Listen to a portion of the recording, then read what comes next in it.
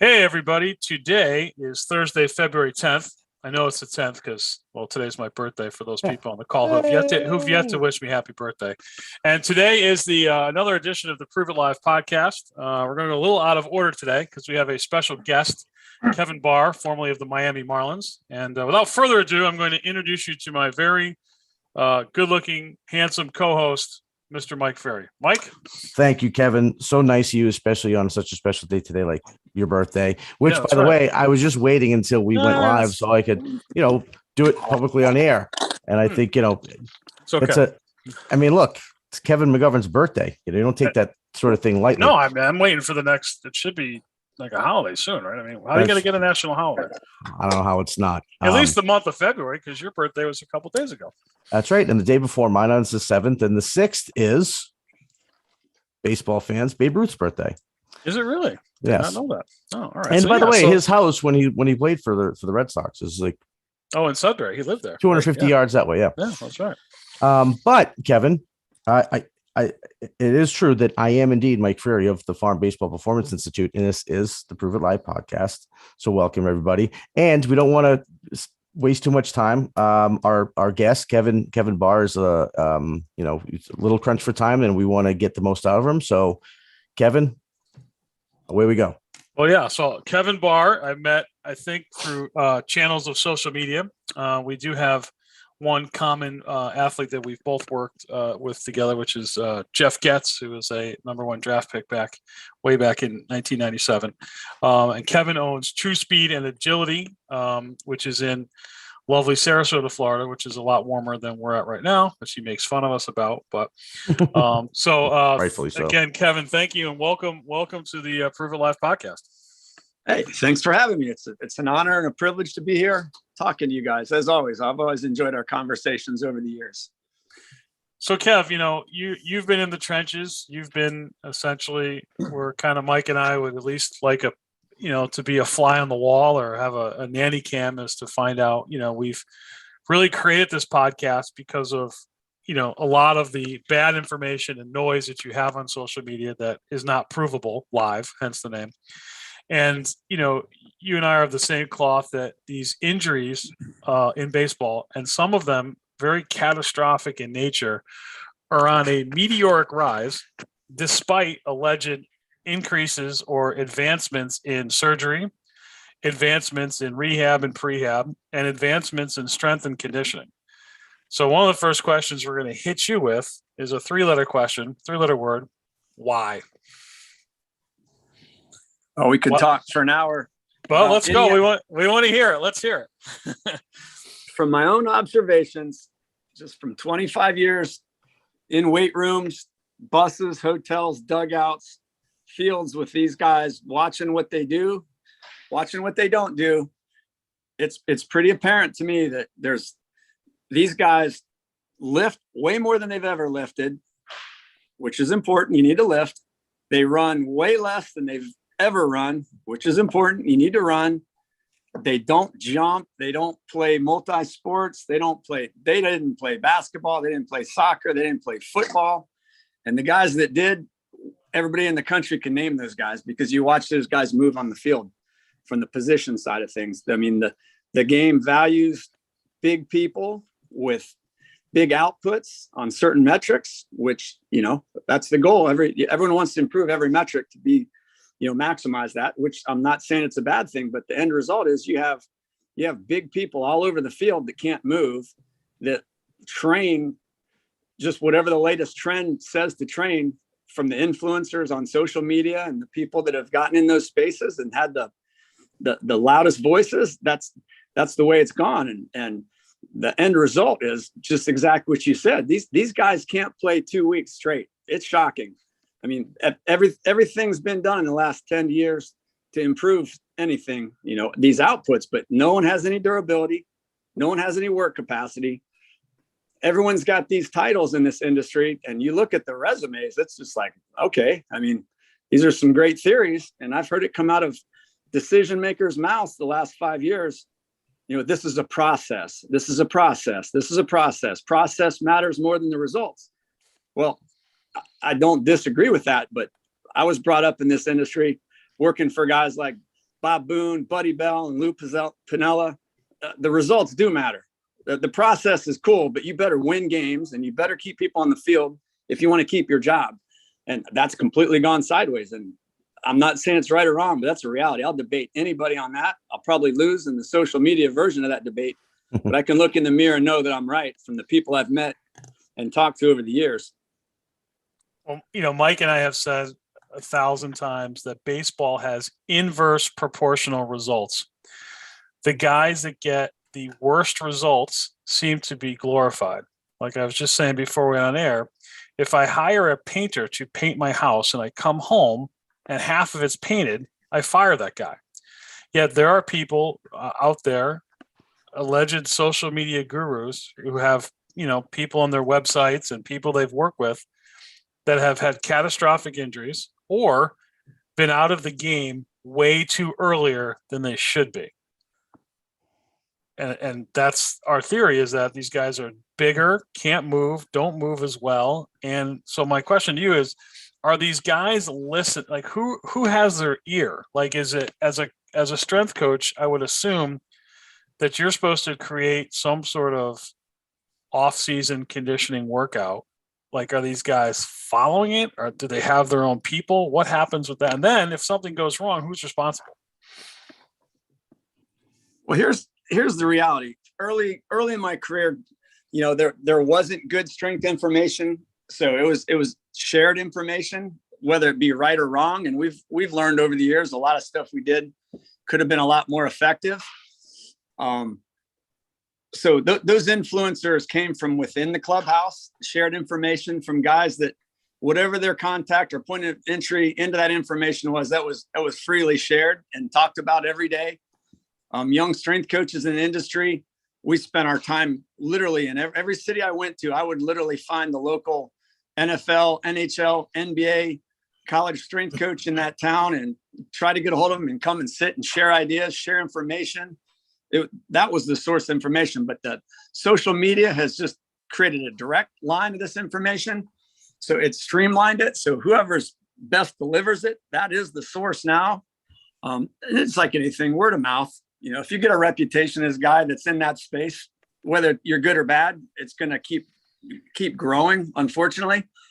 I don't think anything's changed in any clubhouse with the percentage of guys, with the percentage of an influence a strength coach per se can have on that guy, because the reality of Major League Baseball, you have 18-year-old kids and you have 40-year-old men from 30 different countries and belief systems and injury histories and trust issues with different organizations. So I've always treated that clubhouse as three groups of people.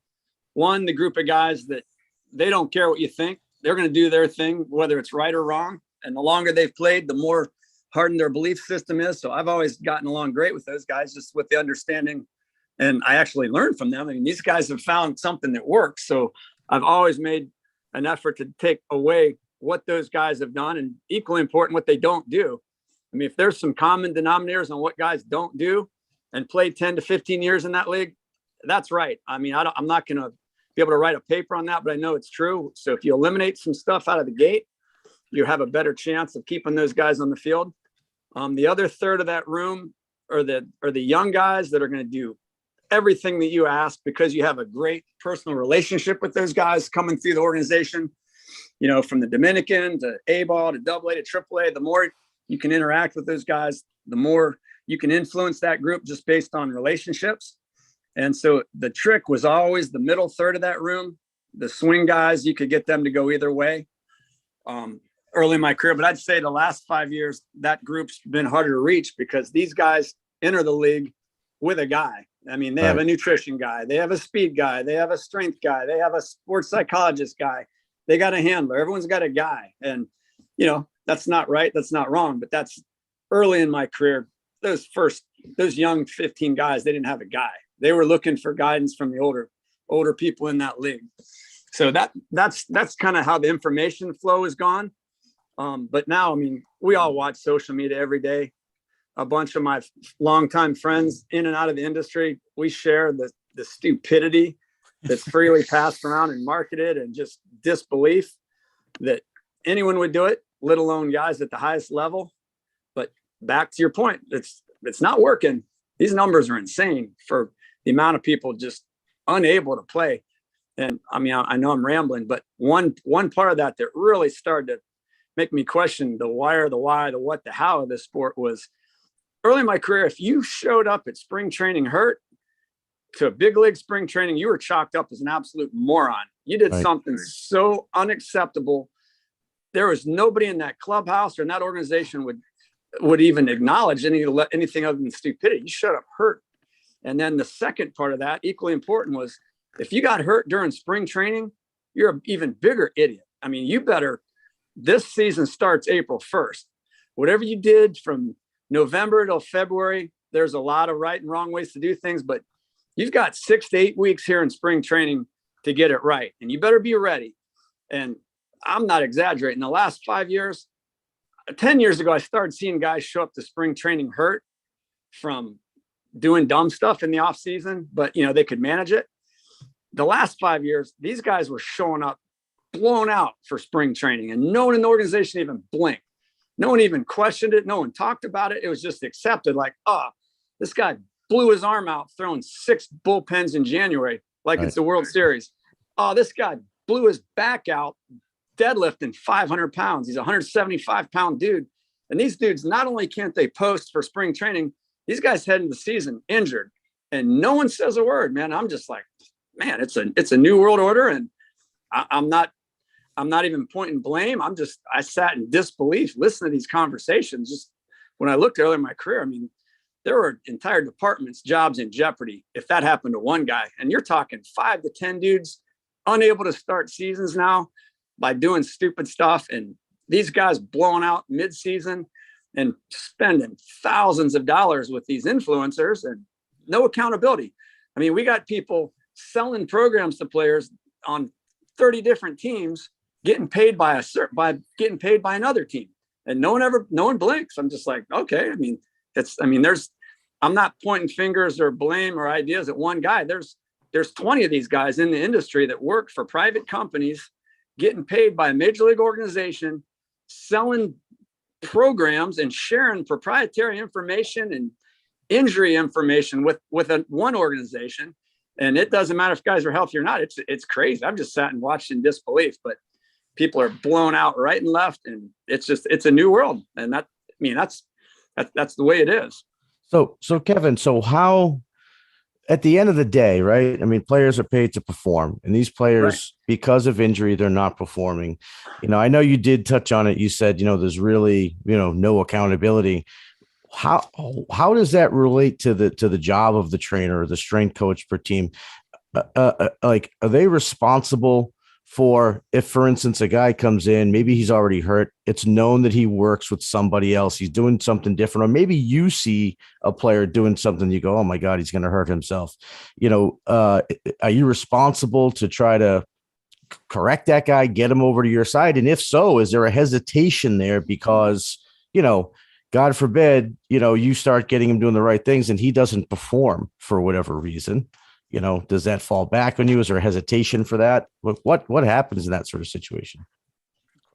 Well, I've always taken it I was brought up in the industry that if guys have been in this league for 5 to 10 years, those guys had a real good feel for things. And it was my job to really learn and understand what their belief systems were. And if I completely disagreed with it, it was on the board, and there was never a personal problem with that conversation, but it was always understood. Hey, this is yours. We're going to keep doing it. When we have a problem, this is the area we got to make the adjustment in. But I'd say recently it's just, these guys literally do whatever they want. And that's why I'm so entertained by watching all these organizations. And we know who they are, the loudest organizations on social media. Look at all this stuff we're doing, from blowing balloons to crawling to rolling to just trick shit. Look at us. Look what we're doing. Look. And they're not doing anything. I mean, guys need to work and guys need to put in the work. But ultimately, the guys that have been around the league know what works for them. So that's, people are assigning blame to different degrees with different organizations. I mean, there's really high IQ people running some organizations, and there's some really low IQ people in power positions with other organizations. So it's a mixed bag. And I've worked on both sides of that. Believe me, probably the highest IQ guy I've been in the industry, and my favorite person in 25 years is Andrew Friedman, because this guy knows what goes on at street level. This guy listens and talks to everybody. He gets the answers from asking everybody in every department. And I see that. And people like him accept the fact that there's going to be things that happen that are out of the control of people that are just in there in the trenches every day, trying to get positive influences and results. So Kev, I want to get great question, Mike. That was awesome. So I want to get back to what you had said about, and we know who these are, these, AKA celebrity trainers that are, as you said, privately owned companies working and then giving stuff to all clubs. What is the liability there? Like if I give, from the, X team to Y team, and that guy doing Y from the Y team injures himself doing my program. I mean, isn't anyone saying, whoa, you shouldn't be doing anything outside of what the organization has approved? And if that's not it, has the organization approved other people meddling in their strength, conditioning, physical therapy, or whatever? Hey, that court case is coming. Because at some point, I like to get a piece of that. One of these owners, at some point, paying some guy $10 to $25 million, is going to ask that question and go, why am I paying $50 to $75 million to this guy's rehab? This guy doesn't do anything that our organization recommends. This guy does not buy in. And I don't care how much sports psychology, nutrition, strength conditioning babble goes on in those meetings. Someone at some point is going to ask, why the hell did I just spend $50 million on this guy's rehab? And this guy's literally letting me know when and where he's going to pitch again. So that's above my pay grade, and it's certainly above my income and business understandings of this industry. But I've been waiting for the last 5 years for that conversation to shit hit the fan along with it, with all the people in that room that hire these guys. These are front office guys that have sold a 5-year plan in year 10 of sucking at their 5-year plan and hiring all these third-party private people. And this is a real issue. I can't wait to see when that case hits. I'll be following it along with you guys. Well, Mike and I both heard a very prominent GM who was quoted, what I thought was at least intelligent, saying, well, we know there's a problem, but we expect it to get much worse before it gets better. Right. Like that person should be fired on the spot, right? That's like going into, an oncologist's office and say, yep, Mr. Barr, you have stage 2 cancer. We're going to treat it, but it's going to get to stage 5 before we can back it off to stage 1. That makes no clinical or medical sense. But no, you're right. But it continues. And, we've seen baseball teams where, we know that baseball is a stop-start sport. It's a sport that is, 9-10 months of the year. We get that. But it can't be compared to the grueling rigors of football, to basketball, to soccer, and to hockey, because no one is trying to run you over in those sports. I know it's a foul, but you're getting run over, and especially in football. But yet the injury rate, for some teams is higher than that of football. Sometimes the whole conference. Right. Sometimes the whole conference. And I guess at the end of the day, we've talked about, isn't the fan really the one who pays the price? When they go to the ballpark and spend a gazillion bucks for 4 seats and $50 to park to see, their star, and their star is out for 6 months because, he blew out his elbow throwing from the outfield, to second base, like in the case of Aaron Hicks or something like that. Yeah, it's the unknown. Oh, think we lost. Kev, you still there? I lost your connection. There you go. We got you.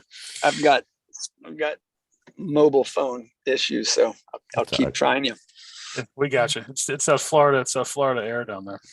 Yeah, it's tough. So Kev, I always, if you had to, we know what's wrong, and Mike and I talk about what's wrong, and if you were to build a team today, or you were to build a team of, you don't have to say who, but what would be like musts that have to happen? Like in order to keep my players healthy, here are the musts that have to happen. What would they be in if you built the team from scratch today?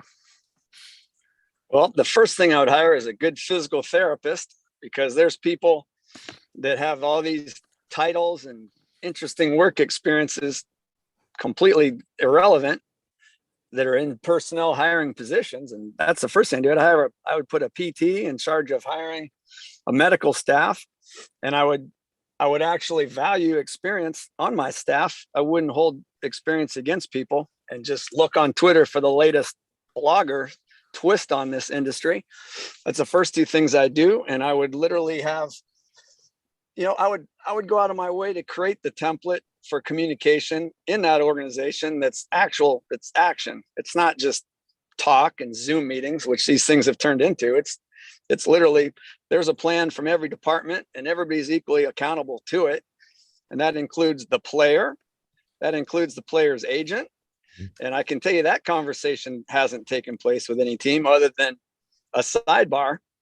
That player and his agent and the general manager and the physical therapist and the strength coach and the owner, those guys all need to be in the meeting if there's an issue or a problem, because it's always been our problem, but it doesn't get handled by all of us. Blame gets assigned on certain levels, and it's a collaborative effort, and it's an interesting one. But I think that's the first step. I think right now the flavor of the month in this industry is, everybody in the industry that's worked in the industry is an idiot. So we're going to hire 20 guys that haven't been influenced by this industry. So I'm not sure about how the NFL works, but I don't think they're going to go hire 10 cricket and soccer guys to solve their problems today, like MLB loves to do.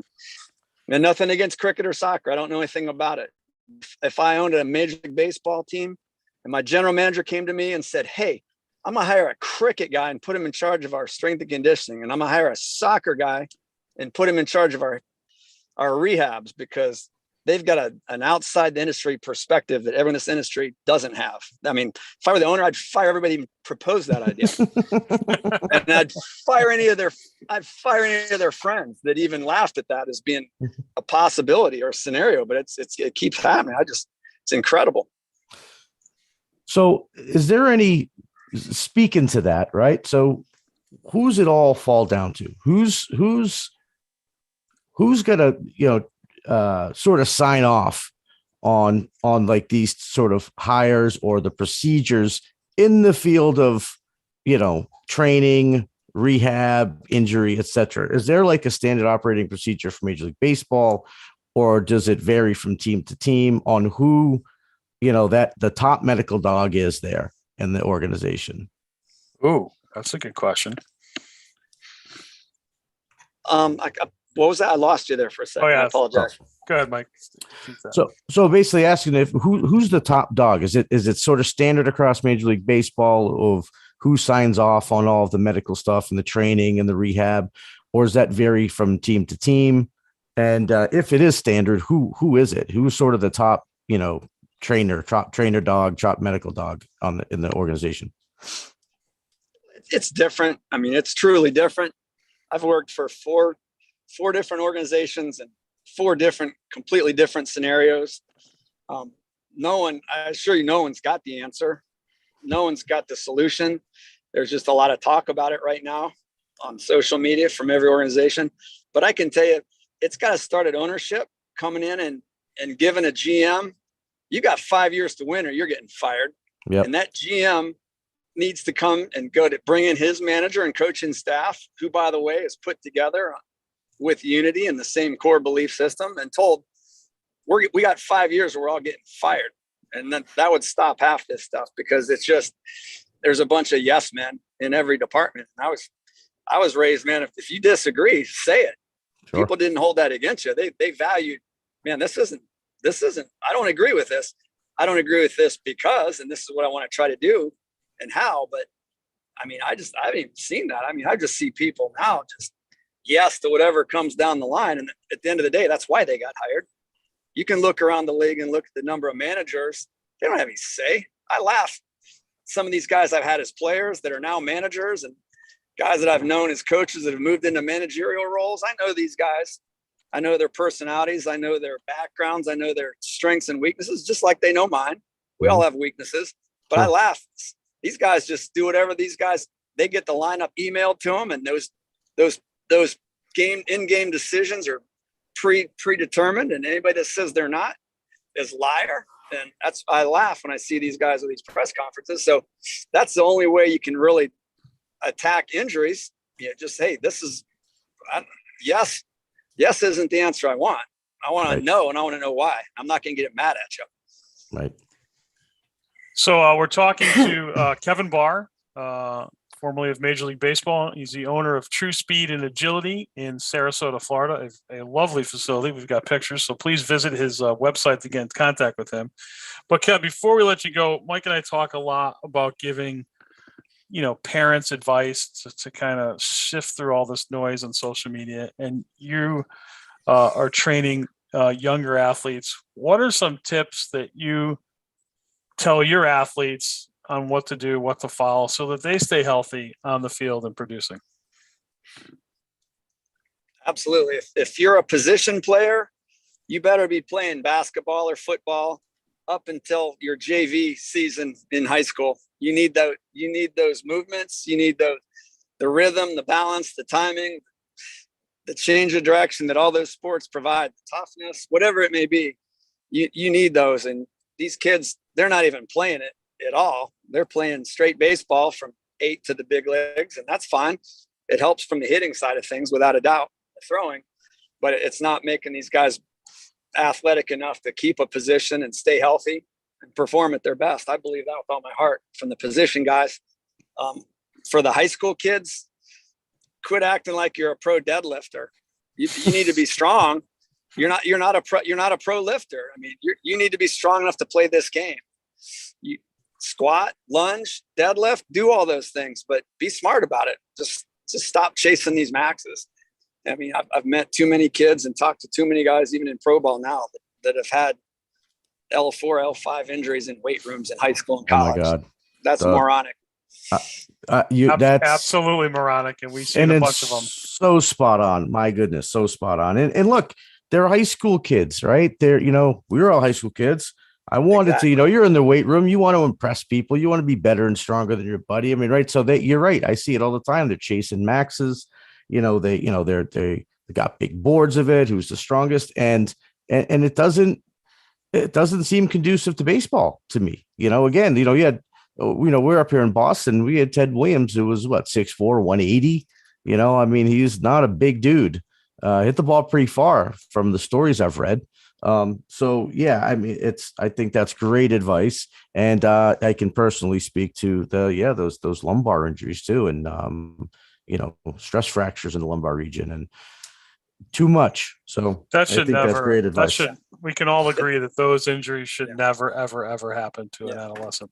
It's an epidemic with the PAR stuff. And it was always something I was aware of and had known about, but it's a modern daily conversation now with all these college guys coming in, and it all started in the weight room. I mean, these guys, 3/4 of them happened in a weight room. That's per them. That's not me just thinking that. That's words out of these guys' mouths. So those bills permanently come due for these kids. And then the second part, for the pitching, this game's all about velocity. Who doesn't think velocity is important? I mean, Bob Gibson and Nolan Ryan, those guys threw hard and no one could hit them. So it's understood you better throw hard. But these kids, I mean, I'm watching these arm velocity programs, these 10 to 15, 16-year-old kids redline for 5 or 6 years before they even get to high school. A lot of these kids and into high school. And I mean, in pro baseball, the last 5 years, I mean, we were signing. I mean, I've seen guys getting slot money, getting needing a rehab from their second Tommy John. And majority of these guys are getting their third Tommy John in A ball. And it is what it is. I mean, let's be honest. You're not going to pitch for a power 5 if you're a right-hander throwing 92.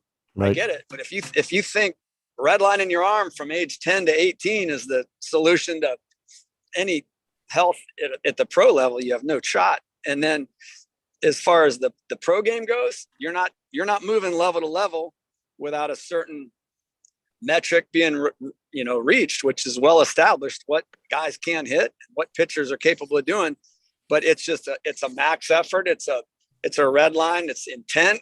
It's year round. It doesn't end. And the ending is pre-arb blowouts, and you don't get paid and you go home.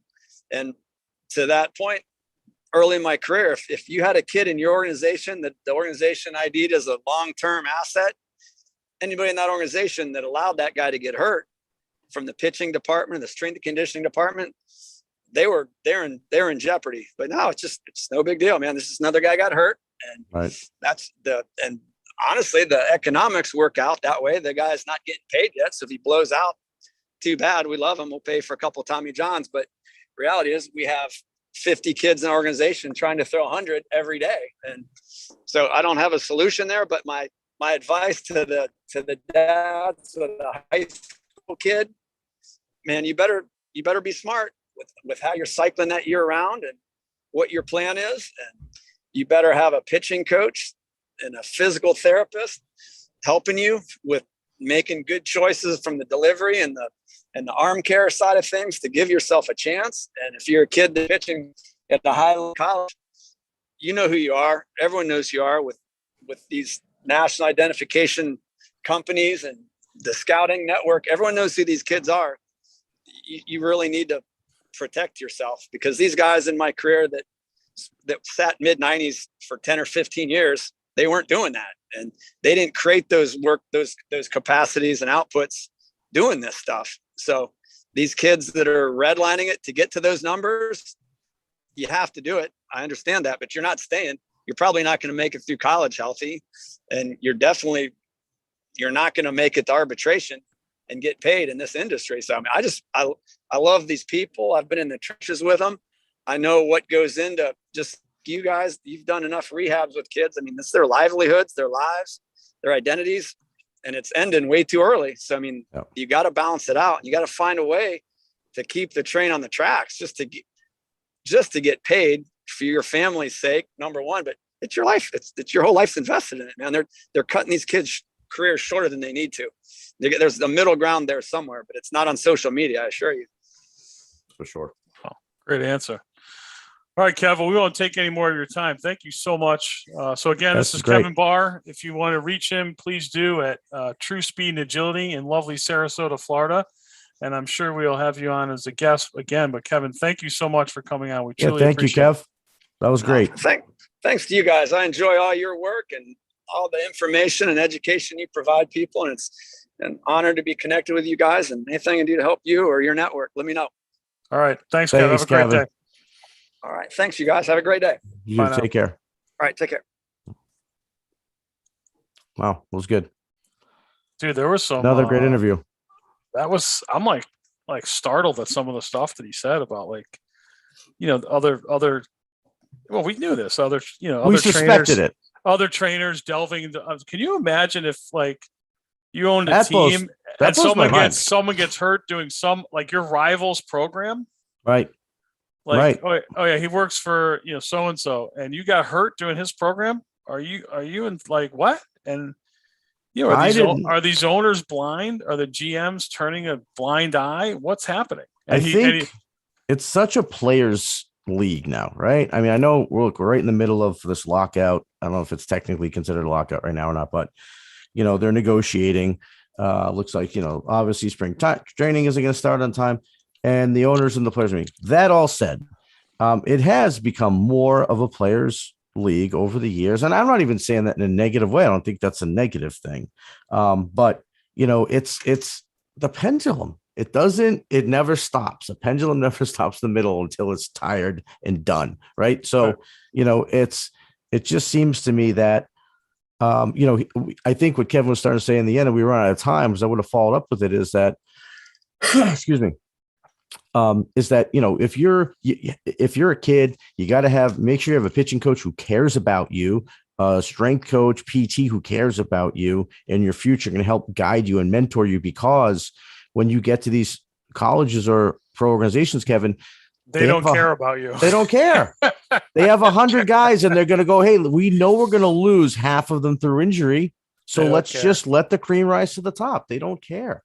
And so, yeah, I mean, I don't know if, if they got a guy who is, potential 20 game winner, for instance, right? Or which is probably not going to happen much anymore, but, who's going to be a frontline guy and he's going to, he's going to get your team, say 15 wins. They go, I don't care what he's doing. He's getting me 15 wins. I don't care. He's getting it. And I disagree with that. Right. I disagree with that.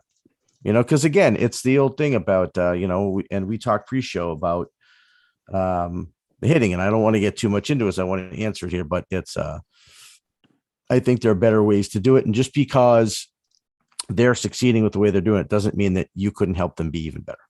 Right.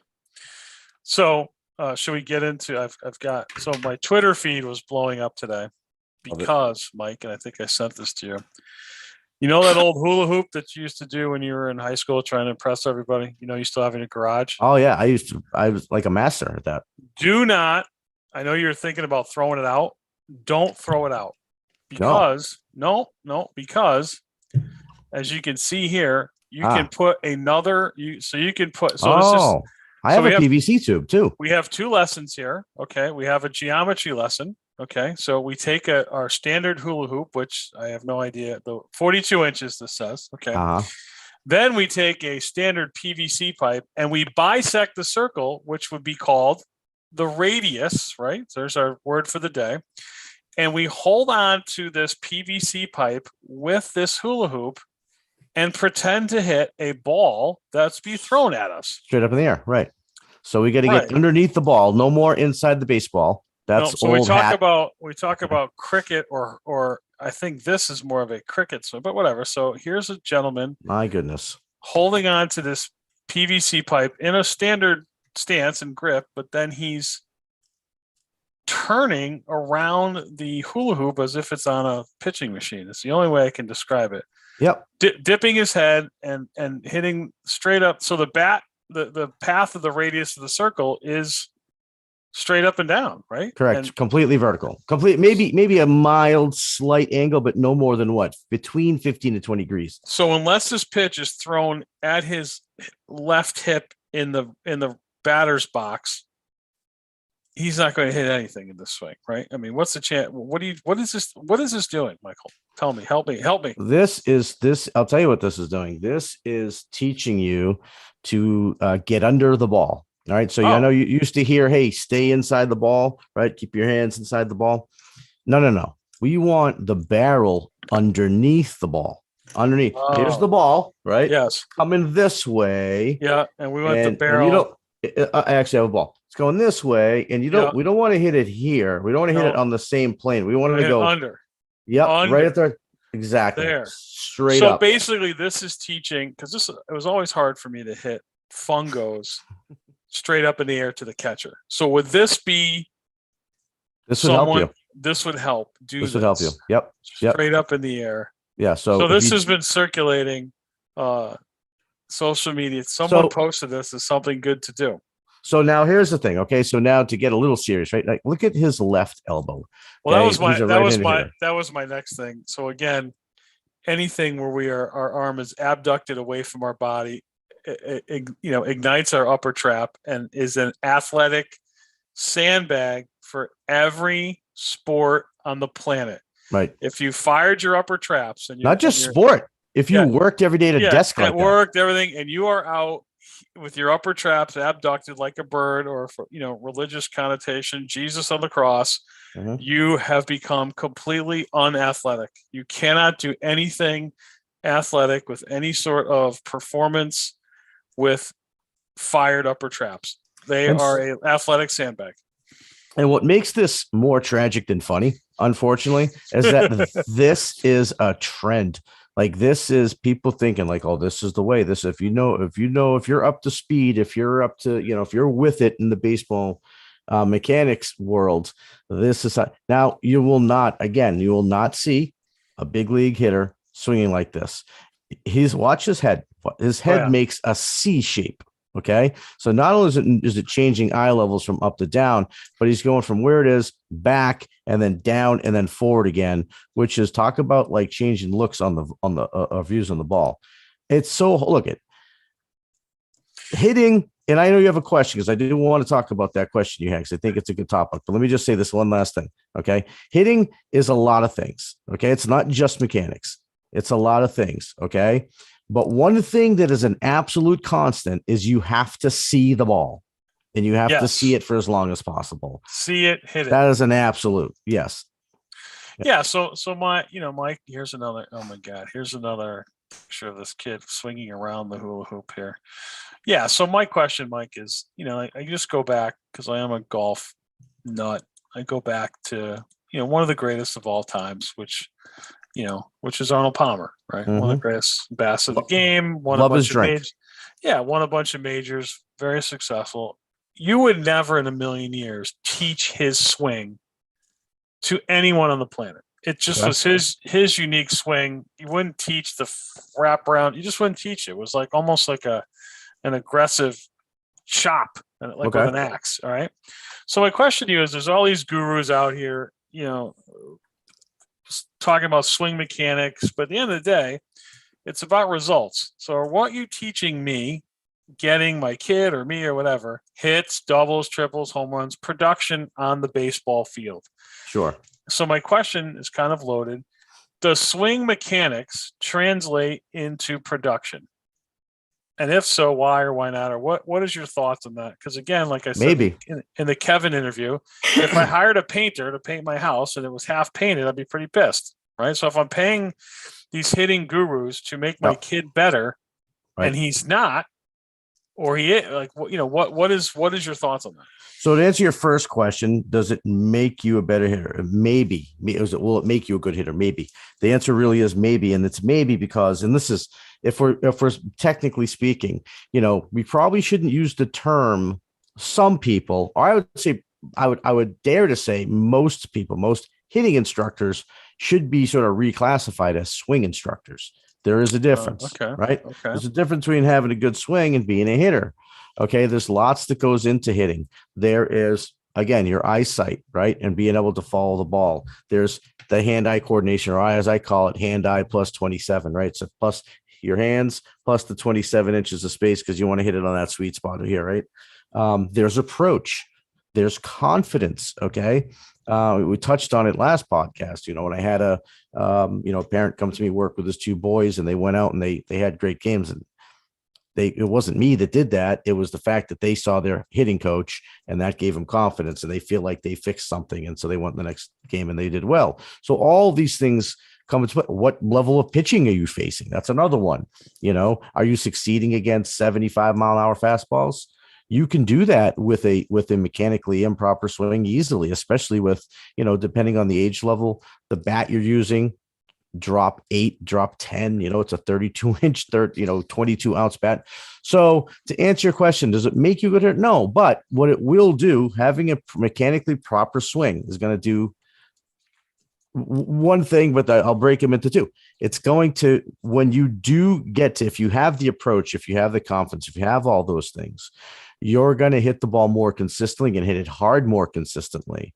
And you're going to have less swing and misses. You'll have more barrels, et cetera, et cetera.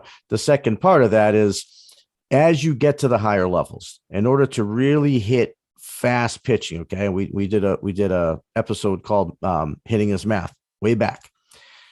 And in order to hit a 90-mile-an-hour fastball, say, your bat speed is going to have to be in that 70-mile range in order to hit it consistently.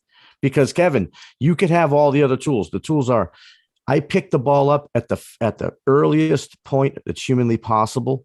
Okay. I recognize it. I decide I want to swing and I want to go. And if I'm swinging with my upper body and my arms, I'm not going to be able to generate enough bat speed to hit that pitch consistently. I might guess and run into it, now and again, but to hit that pitch consistently, what bat speed allows us to do is see the ball longer, make that decision later, right? All of those things. And so when you have those tools, that's a huge advantage to being a successful hitter. So it does absolutely help you. It doesn't guarantee it. That's for sure. Now, the other way, if you look at it from the other way and say, well, can I have a bad swing and still succeed? I don't know about bad, but not like mechanically avatar-like. Sure. There's been hitters that have done that. There's guys in the big leagues that have done that for sure. But I would argue that that doesn't mean that had they had a more mechanically sound swing, they wouldn't have been even better. Maybe an average plays an all-star, maybe an all-star is a Hall of Famer, so on and so forth. So what I hear you saying is there's a difference between swing trainers and hitting instructors, or there Correct. should be, because and some are both. The swing is not the only variable in hitting a baseball. Not at all. Not at all. And look, I've seen guys have great swing. They've done the work. They've learned the mechanic. They've repeated enough time where it's muscle memory. They have great swings. They don't perform well in the games. Now it's more rare. And I think the number one reason is because the ones who are doing all that work, they're so confident. You can see the pouring out of their skin when they sweat, but it does exist. And conversely, especially at the younger ages, you see kids 12 years old, they might be a little more physically mature than kids other kids their age, and again, more confident, and they just go attack the ball and they hit it with poor mechanics, and they got these minus 13 bats and they succeed. I will say I've seen the vast majority of those kids around 12 who are, the best player in town, kids hits 30 home runs in Little League. By 15, if they've not worked on their swing and improved it, they sort of fall off the map. Yeah. And we've seen that with puberty and all those kind of stuff. Yep. Other kids catch up. And then all of a sudden the little kids who were working on their swing, they now grow to that kid size. I say all the time, we'd face teams sometimes in our, a 12U team, and our parents would go, geez, look at those kids. Where they get, and yeah, they're all bigger than our kids, but look out at the crowd of parents. They look pretty much the same size as you guys, not a bunch of 6'5", 6'6", parents out there. So sooner or later, our kids are going to grow and match them, or maybe even surpass them. And then we're going to leapfrog them because we're the more fundamental team. Cool. All right, man. Well, that's good. I think that wraps up another. We've got the Super Bowl this weekend. What's your pick right now? Super Bowl. Give it to me. I'm rooting for Cincinnati. Couple things. So I never knew much about Joe Burrows, but I like him. So I'm rooting for him. Not to say I don't like Matt Stafford. I do. I like him. I'm a fan of his. I'm not a fan of McVay. Just not a fan. Not a fan. Okay. I just don't. I feel like he tries to lose big games and just, usually he does at the end of the day, but he's made it to the Super Bowl again. You mean kind of like when you're leading by 3 points with 13 seconds to go, you kick the ball in the end zone so the other team comes out to the 25-yard line? You mean something like that? Something like that. Yeah. Something like that. Okay. Something like that. So real quickly, over-unders 48.5. I think it's going to be under. All right. I'm not a gambling man, so do not take my advice. But I think under sounds about right. Yeah, I think it's like 20, 24, 21 or 24, 18, somewhere in that vicinity. That sounds about right. The Rams are indeed favorites by 4 points. So yeah, I don't know. I kind of like Cincinnati. I mean, here's the one, I love Aaron Donald. He's one of my favorite players of football, and I'd love to see him win. I think he just, deserves the, not the best term, but I'd like to see him win a Super Bowl, but I just can't get past Sean McVay. And so I'm pulling for Cincinnati, and I think they're going to pull it out. It's a Cinderella season for them. And they went they're so bad for so long. I'd love to see him have it. All right. Well, you hear it. There it is. All right. So, guys, please, if you're listening to us on YouTube, hit the subscribe button. If you need to reach the show, it's info@perfectmotion. No, sorry. Whoa, that's the wrong one. info@proveitlive.com. You can reach the info at Perfect Motion Sports Therapy too, but info@proveitlive.com. And we'll see you next week. See you next week, everybody.